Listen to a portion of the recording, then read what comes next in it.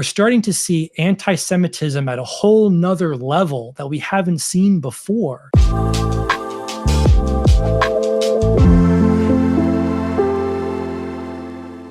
How do you see the role of Christians in general in promoting peace and reconciliation in the region?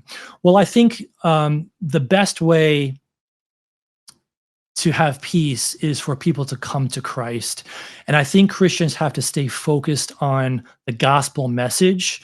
I think we should be, I don't think we should be afraid or fearful about sharing the gospel and being a faithful witness.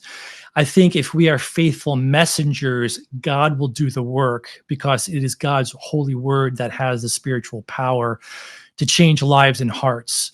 We're not going to be able to forcibly create peace. There's going to be temporary peace. And we know that from Daniel, from Revelation, as this unfolds into more of the end times events. We know that the Antichrist will negotiate peace, and there will be peace. But halfway through the tribulation period, that peace treaty will be broken, and there'll be an aligning of nations to try to exterminate the Jews once and for all. And at that point, it's the second coming of Christ that will make the difference. And that will be the establishing of peace under the ruling and reigning of Christ into the millennial kingdom.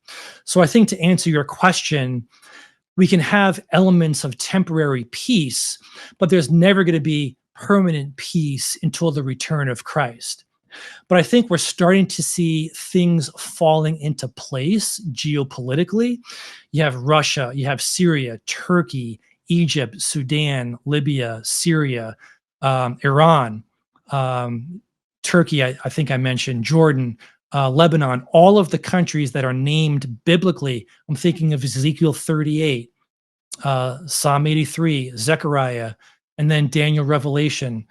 This is all falling into place. And I'm not saying that, the rapture is tomorrow, but we're starting to see anti-Semitism at a whole nother level that we haven't seen before.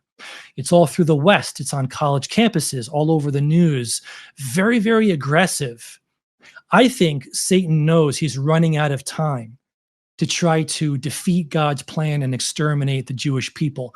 But we know better that he's not going to be successful, and we can place our hope in that. But it's the return of Christ that will establish the long-lasting peace.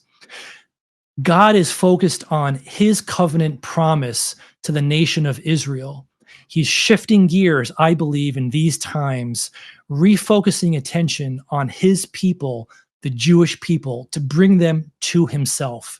He's regathering the Jews into the nation of Israel and is moving chess pieces around the chessboard, so to speak, to accomplish his perfect will, to bring them to himself, and to teach them that it's not going to be through the military, and it's not going to be through politics or the government.